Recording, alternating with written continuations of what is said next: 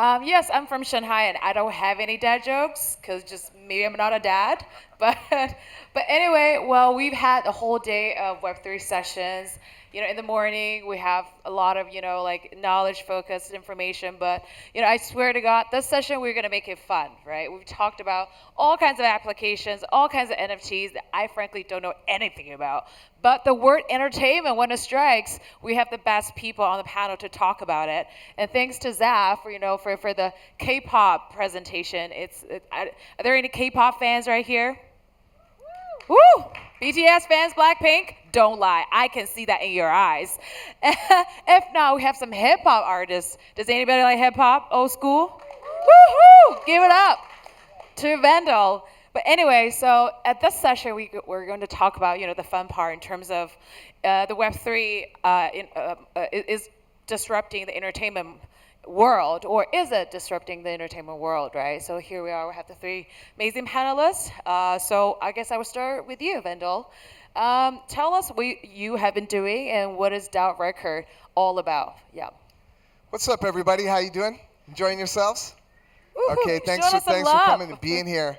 Yeah, so DAOrecords, we're building basically a toolkit for artists and labels to publish their music, as well as manage their catalogs and their collaborators. We're currently building on the Near protocol, but we started about 2.5 years ago on Ethereum. We created the first playable MP3 music NFT in May with my voice on it, called the Mint Tape. Mint Tape. Experimenting in the space using metaverse platforms as well as DAO tools. Right. Well, so do you feel like you're just being disruptive in this industry? No, we're being creative, actually. The word disruption, I think that's if you're trying to, say, replace an existing industry or disrupt that industry in itself. But what we're doing is we're creating a new industry, a parallel industry, an alternative industry. And we don't want to disrupt that, so we're creating it. So should I say you're being humble, or you're just actually have a bigger ambitions towards that? That's why you don't like the word disruption. No, I mean I'm not against the word, but I think for what we're doing, we don't intentionally want to disrupt any industry because I think that it's not necessarily a good thing to do. Right, if it right. happens in the process, then so be it. But we just want to focus on what we're doing to create and build a new ecosystem and a new music industry. Right. Sounds great. So Christel, tell us more about Bolt, Globo. Thanks, Brittany. So hi, my name is Christel. I'm the co-founder and CTO of Bolt Global. We have 3 core products. We're basically a Web3 tech company. Well, kind of doing Web3 before it became a new term, really. So Bolt Plus is our media and entertainment platform. We work with a lot of creators all around the world, live streaming onto our platform. We have a partnership together with Binance, where basically we allow and enable for any user and creator to tip and send live gifting to each other using the Binance wallet. So that's one of our features, and creators get to keep up to 95% of their earnings on our platform. Through that partnership, we also have great brands like OneFootball and the Hisense Group, sharing our vision and bringing Web3 to the masses through great entertainment.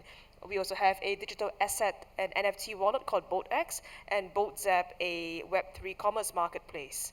Yeah, so kind of tying everything together, making a product ecosystem for users and fans to get closer to each other. Wow. Well, give it up to Christel. They're doing a lot of things right here. So Thanks. yeah, Zab obviously just gave this amazing presentation about the Korean artists and everything. So in terms of Zab, do you feel like in terms of what your guys doing in terms of in the metaverse, is it posing any sort of threat to the traditional music or entertainment business? I don't think it's a threat. It's like a new stream for them. So for example, the Cube side, they're fully supportive of what we're doing, and I think it's like a new experimental thing for them. But I think eventually it will evolve into a new model of their business as well. So I don't think it's a threat.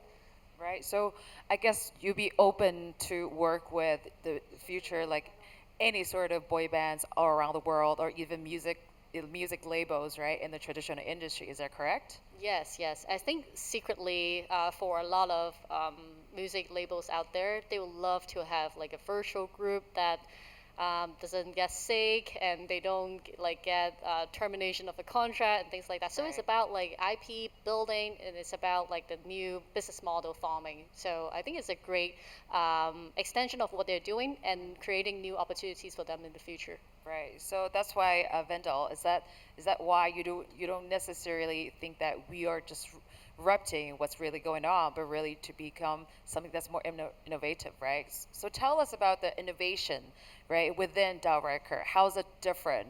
What sort of offering that you offer to your talents, your artists? Yeah. So first and foremost, I think like our approach in using DAO technology and digital collectibles and the metaverse, it came because of the pandemic, and a lot of what we did was creating physical platforms for artists to perform, to get experience on stage, and that kind of disappeared, and everybody was kind of holed up in their homes, and I got introduced to a metaverse called CryptoVoxels, where immediately I was like, whoa, this is pretty cool. Got in there, did a show, and then I wanted to create this opportunity for other artists to get out there and have another opportunity to reach a wider audience. And it was a lot of fun. And then from there, one thing led to another. We're integrating DAO technology and thinking about how we can reimagine and reinvent what a record label is. So thinking about like not signing artists, but working together with artists, collaborating with artists, sharing and growing together. And I think that all of what we've done has been non-exclusive.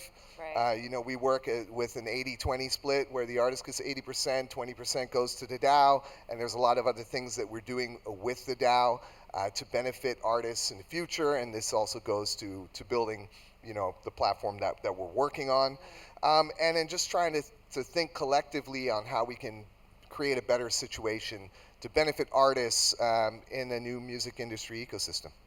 Right. So in terms of the artists, would you feel like, in terms of, we were talking about mass adoption, right? When you actually start talking to these artists about building such venture on Web3 on your platform, what's their reaction initially? Do they get confused about what is Web3? We want to do this, but we don't know how to, right? What's the sort of process, education process from your experience?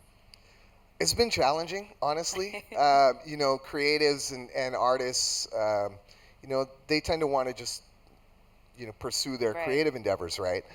So thinking about the learning curve that Web3 presents, like wallets and seed phrases and interacting with DAOs and proposals and all of these things and like tokens and all of these things that can be very confusing.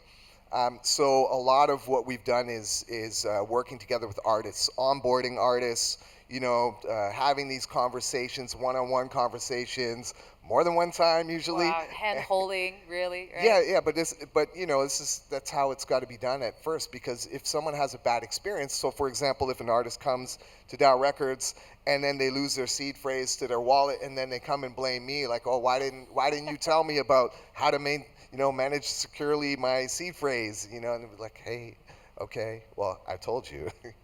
Tell them to write on the napkin of their seed phrases, isn't it?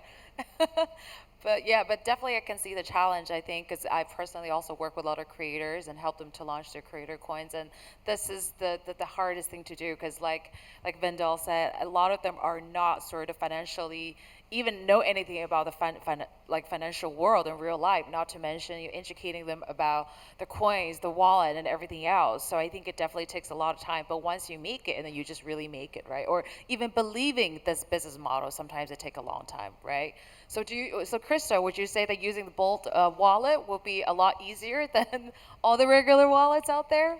Yeah, Content I think creators. we're trying our best. I think a conversation that all of us had, sort of the pre-panel, was basically with all of the capital that has been raised and poured into the Web3 industry, it is still so cumbersome to set up a self-custodial wallet solution. And we've done our own version, and the truth is there is always going to be a compromise, either in the terms of security or in terms of connecting all of this to a centralized server's backend. So the solution is not going to be easy. So for us, what we're trying to do to make it a bit easier for the creator is to kind of connect them first and foremost with the Binance wallet. Binance being one of the largest crypto exchanges in the world today. But we've also connected it into a smart contract with the Bolt X wallet, which is available as a web Chrome extension and as a iOS and Android app, so that they could try it out and feed it onto their own. We do have some creators, however, that have just asked us if they could help, if we could help them get their stablecoin into their bank accounts every month too. So, either way, we give creators different options. These easy, intermediate, or advanced way, but as long as the creators get their earnings and they get to continue to do their creative pursuits, we're always happy to support that. Right. Also getting creators to actually keep telling their fans or, within their creators community might be helpful as well, right? Because they're actually, you have some user feedback and everybody's like, it's actually not that difficult to be more convincing, isn't it? Yeah. Yeah, that's true. Yeah, so in terms of your platform, you're also having the streaming service. Forgive me, I haven't actually downloaded any of your services. Maybe because I can KYC because I'm Chinese, but that's a different story. But yeah, tell us about the streaming platform. Because in my imagination, is it just a YouTube type of service, but I can use different kind of coins through your wallet? Yeah. Well, it's quite interesting. So, I didn't even think about it, but when Binance and us, we kind of launched this together just a couple of months ago. They literally said, "Okay, we're gonna make this the YouTube of Web3," and I was like, "Okay, YouTube of Web3, great thing." That's why I'm not a CMO, right? So they have the experts to do that.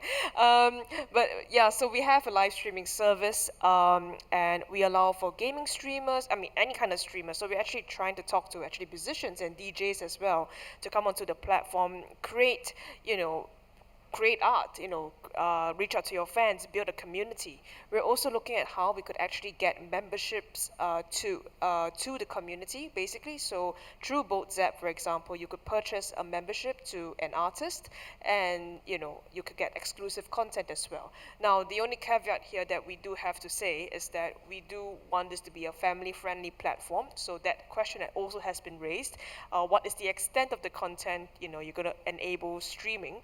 And because we have a lot of our applications available on Hisense smart TVs, in particular in the Middle East and in Australia, across a wide variety of ages, we prefer not to have anything that is, shall we say, R21 on the platform. Wow, that sounds pretty amazing. I know that you've been working with a lot of IP owners from football, right, to all kinds of entertainment sort of content. So I think it's definitely a lot of people is going to be shivering, especially when you're running that business. Yeah. Yeah, I think we're trying, because I think the truth is, what crypto and digital assets look like today is it's a very limited audience, in the sense that a lot of people think about it as speculation, making money, Bitcoin going up and down, taking its usual roller coaster. But the truth is, if we really want Web 2 audiences to come into Web 3, we need something that is tangible, that captures their imagination. We need creators to transform, the technology to something understandable. And that's why what you guys are doing with Anycube is amazing. What you're doing with music is also really important, because these are things that people can actually relate to. They don't relate to, charts. In fact, I think, it's a slightly geeky point, right? I mean, people didn't like to trade on exchanges even back in the day, but when Uniswap came up with a seamless trading function, swapping one coin for the other, you realize that people just didn't care about the price or even the slippage. They just wanted to swap one thing to the other. They wanted convenience and simplicity and seamlessness. So the user experience and the use cases are very, very important. So entertainment, music, fashion, pop culture, super important. Absolutely, because I think at the earlier stage, with a lot of crypto project, actually it's even worse than a Web 2 website, isn't it? And I remember when I was with my previous project, we actually did a sponsorship event in Taiwan, sponsoring one of the basketball teams. They only have 6 teams, by the way, just so you know. I was thinking about the NBA over there, but only 6 teams. And then we had this offline event, and then we're asking people to scan the QR code and then do everything else. And they're like, well, I thought you were a very cutting edge technology blockchain company. Why do we have to do all these kind of things, So it's kind of embarrassing, and this kind of, we can't explain to everybody else, because that's just the reality of it, right? So I guess it's really interesting with all your projects, and it's really helping the mainstream crowd to help them to ease their way into sort of the Web3 transition without even maybe realizing, right, or taking too much steps. So that's why, Zaf, I think your previous presentation on Anycube, right? Did I pronounce it better? I think you have a really sort of sophisticated kind of ecosystem just to help talent or these the likes of BTS, the boy bands and girl bands, or even fans, right, to understand how everything works. So is it more like gamification from your perspective to get them to educate them for them to get used to it? Yes, I think 2 points are really important, like covered by other fellow panelists here. Is that first one would be like the artists have to talk to the community directly to explain what that is, like genuine interaction between the artists and the fans. And we actually got all the artists, like the K-pop artists, having 10 million of followers doing AMA for us. And I think it's like a great step just to get the fans to understand what we're trying to do. This is like the first thing. And the second thing, I think the UI UX matter a lot. If it's like too complicated, they have to sign like multiple like signature or like sign multiple contract. They don't know what they're doing. Like I have to click 4 times, and what am I signing? And I don't understand anything. That would be like creating some kind of fear. And it's totally understandable. Like imagine you don't know what that is, and you have a wallet, and you have something valuable inside, and you don't know what you're signing, and that's really terrifying for a lot of people. So I think the UI UX is really important while we're developing our project, our product. We keep that in mind to make it as simple as possible, so they know what they're doing, and we try to educate them about like scams and everything. So Security training, right? yes, yes, that is really important as well. We're not trying to hide the dark side of things in crypto, and I think a lot of projects have been doing not a great job on that. So we're trying to do it in an Animoca way. We're trying to educate them about like we have the whole ecosystem backing, and we're not trying to scam you and things like that. So we're slowly getting there. I can't say we're there already, but I think it's really important to take different steps and try to make like all the UI UX as simple as possible to be understandable for all the communities. Right. Go ahead. If I could just add on to that, if there are any creators out there who are, doing NFTs or whatever it is in the space, and I think it's on you to onboard your community and your fans and teach them how to interact with the technology instead of just say minting your NFT and putting it up and expecting it to get sold or hoping it gets sold. Something that what we've learned is that in educating artists on how to secure their wallets and use the different tools in the ecosystem, we created a guide, and of course things change so quickly, so we always have to update the guide. But then we make sure that they have another guide that they can use to onboard their fans, and that way it's like helpful for them at the same time because they open up this new market for their fans to come in and support them by purchasing their digital collectibles, and also at the same time they're learning, and they're learning through the process of teaching. And I think that's a really good way to really reinforce the knowledge that you're absorbing within this new space. Absolutely. I think in terms of delivering the message is very important too, because I remember when we just sort of launched a creator coin on some specific creator's social media account, as soon as she posted, everybody's like, is that a scam? Because she is a very pretty lady. Has nobody actually related her to anything with crypto. As soon as she posted that, and everybody's like, is your account, has your account been getting hacked? Right, because it's just drastically different from the content that they've been pushing out. So I think in terms of the way how they curate the content, right, in what way maybe someone can come up with a rap song, right? Maybe you already have a rap song about how to set up your account or how to use DAOrecord and everything, so That would be an really easier way for interesting. people to understand. That would be really interesting. Have a web song too about like how to open a wallet and things like that. That would be really educational. Yeah, well, You can try actually, that. 2017, I put out a track called Rap Crypto. Yeah. There But you it was go. more like about my journey in finding Ah. Bitcoin and stuff, so it wasn't Well, necessarily an that's instructive. relatable. A lot of people, you need to tell people the journey, the thought process. Maybe some of the creators can relate to that, right? So that song is about your journey. And anything else in that juicy details about the crypto journey that you went on in that song? Yeah, since then I did a bunch of other songs, and my last one was called Spacesuit Apocalypse, and it was about like one of my favorite NFTs. And so I wrote about the NFT and like described it anyway. I got more stuff coming. But, You got more stuff coming that you can share with us today, like right now? Actually, in 2 days' time, I'll be dropping one of my older albums, which like I removed a lot of my material from Spotify and streaming services, just as a way of rarifying what I Wow. have, and That's a statement. well, it wasn't an intentional statement. It was just like I felt like this was important for me to do personally, Right, as a right. personal thing. And now I'm sort of reviving this older album of mine. It was the second album. It's coming out in 2 days' time. It's going to be on DAOrecords.io.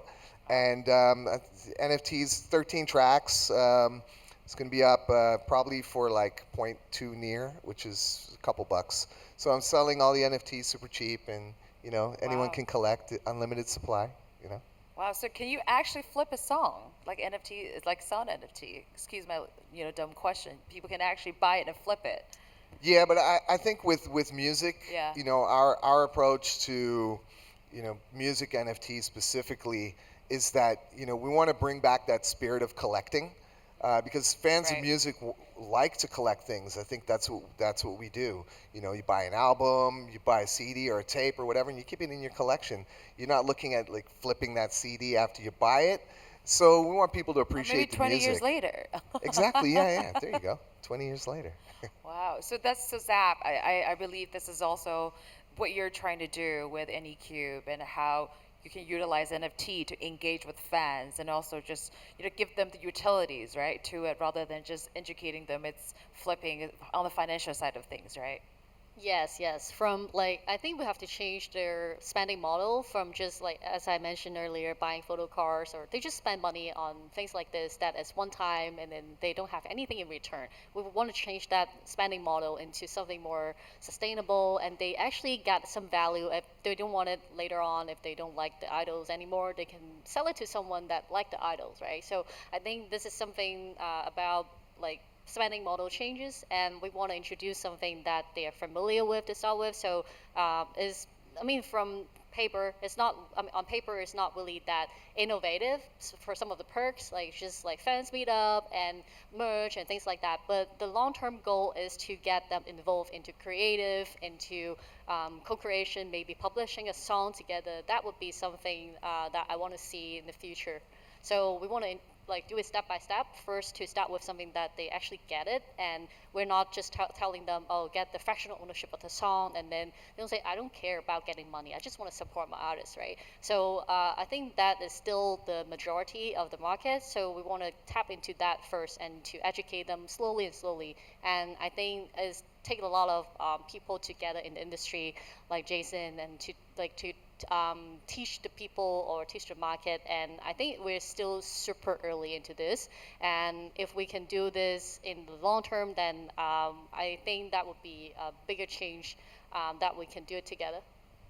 Right. So in terms of community management, right? Because it's a little bit of a different kind of style. Because most of the fans are not exactly crypto savvy. So I'm not sure if you can just pull them into a Discord group or Telegram group and doing all these MAAs. So is it the same to integrate, putting fans into a community sort of? Is that the way to manage fans in terms of community management? Yeah, I mean, getting the artists to do AMA is really valuable to the project.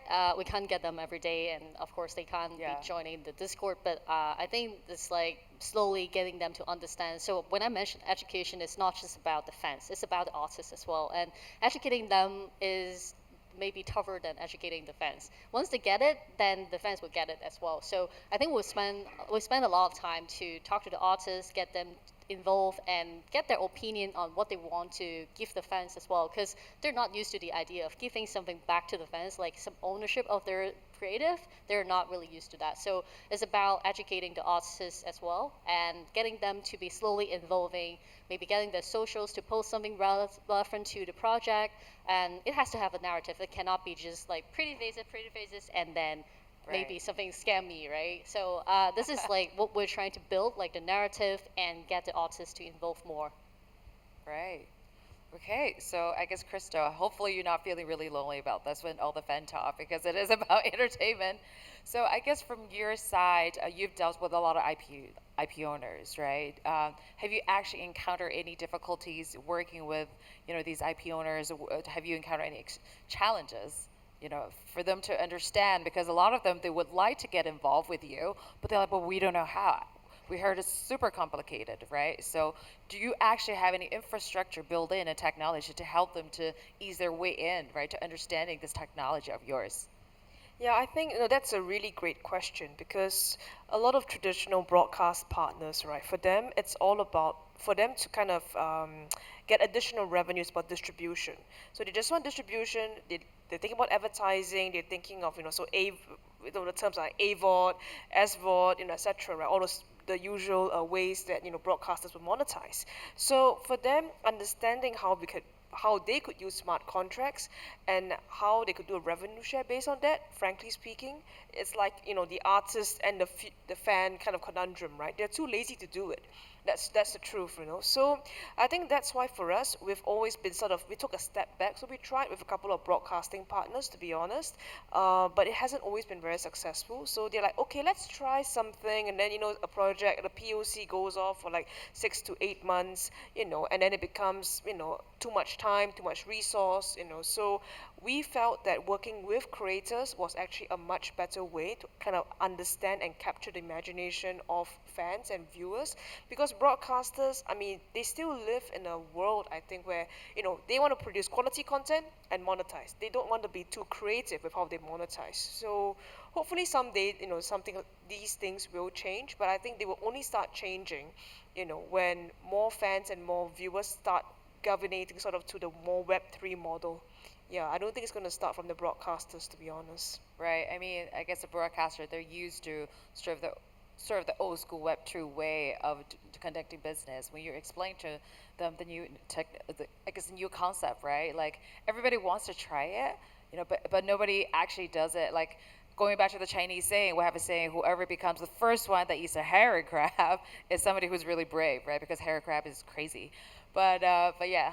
Yeah, but I'll say that, I mean, there's one particular company, so One Football is doing some pretty interesting stuff. So we're discussing with them on the side on a couple of other things because they're also a broadcast partner of ours. But you see, that's sports. So for a news channel to do a Web3 model might not be as interesting, right? Unless you have reactionary videos from, people who are at the news site or some news event. So we don't know yet. We're still kind of experimenting, but we kind of prefer to dedicate our efforts now to the more creative economy type of creator. Right. Or also figure out different ways to interact with fans when they're watching football, right? As opposed to betting, but because that's what a lot of the Exactly. betting sites are doing. But you got to keep them excited in real time to make sure they're engaged real time, right? Because sometimes it's lagging, but while interacting with on your platform, maybe they can achieve that. Yeah, that's true. I mean, I was just thinking out loud, what you were talking about, right? Like NFTs not being just profile pictures. I literally just had an idea come to my mind, right? It's like, I think it was done by Mila Kunis. I can't remember if that was the one, but basically, if you buy one NFT, you can choose another NFT to determine the story arc, of some particular movie. I thought that'd be an interesting idea. That's Yeah. something that we could do in the future. We're actually trying to do something like that, and we have like different partnerships. Like Anycube is one of them, and we actually have another one with Planet Hollywood. It's called Meta Hollywood, and we're trying to like do something with the old like movie IPs, like some Karate Kid or Jumanji and things like that. And we're trying to like do some fun stuff around that, and we may have some like collaboration through one of the subsidiaries with Netflix, maybe. So something like this would happen in the near future. That's great. Wow. Sounds very exciting. Wow.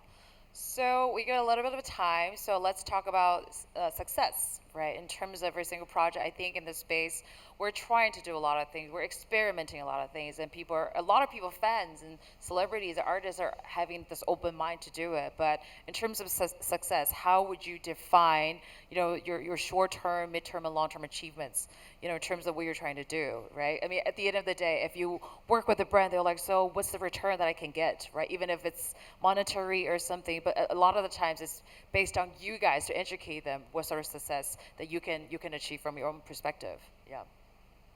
All right, Randall, you I'll can take start. Yeah, so for me, it's the artists, for them to benefit from being a part of this space. And since we started, we've worked with over 100 artists. We've sold over 30 ETH in NFTs originally. This is before we started working with Near. We've done countless events in metaverses. And when we started our journey with Near, my goal was to help develop creative community, music community, and from that we started a DAO, and then that DAO spawned another DAO, and now we have probably like 30 DAOs that spawned from the original Wow. DAO, and we funded artists from Nigeria, Cameroon, Venezuela, Brazil, Indonesia, this. Malaysia, probably over $150,000 across all of those artists, and now they're getting into the ecosystem, doing their own NFTs. They're having fun. They're onboarding other people. They're learning, and I think it's just been a wonderful experience to see the Wow. artists benefit. Honestly, you've never actually mentioned these numbers to me, but this is a huge number. Yeah. So, Christel. I think, I mean, for me, the success in the space, you have to be very persistent. I was just discussing with someone in the audience earlier. Persistence is very important, and learning not to take no's personally is super important. I think that, I mean, those are two things. But I think true success in the space where I feel like I've done my job, at least, playing a small part in this, is if, say my parents are able to use Web3 products with ease and they make it part of their daily habit. I think that's sort of the goal that I really want to see. So yeah. If our parents is able to get into Web3, then the whole world is Yeah. gonna be. Can I just jump in on Yeah, that? Chris. I got my mom into Web3. She's minting NFTs, and she's Oh. got her own DAO. She's been doing her community stuff. So Wow. my mom, go mom. Wow. Are there any airdrops for us? Give it up to the moms. Well, that's incredible. The Well, we mom need to DAO. get your mom to do an AMA for us, for all the moms, yeah? That's really incredible. For me, like I have some background working in Japan. I do believe customer is God. So for me, the success would be the fans actually voicing out what they want and what the artists can do for them. And right now, I mean, during the past AMA, we just did an AMA with the artists right before this panel. I mean, before my keynotes as well. And I saw a lot of fans actually asking questions, asking the artists not about the project directly, but they're asking, do you have any advice to people who want to join the industry, or do you have advice to young K-pop artists and things like that? So I see progress making, seeing the fans trying to ask questions to the artists, and we provide like a bridge for them to communicate. And I would see that as a success in the future if more of this can be encouraged, and some of the creation of maybe music can be involving the fans. That would be something that I want to see. Wow, sounds amazing. Well, we're actually overrun, but thank you guys so much for the panel, and I have no time for questions. I'm sorry, but thank you. Round of applause for the panelists. Thank you guys. Thank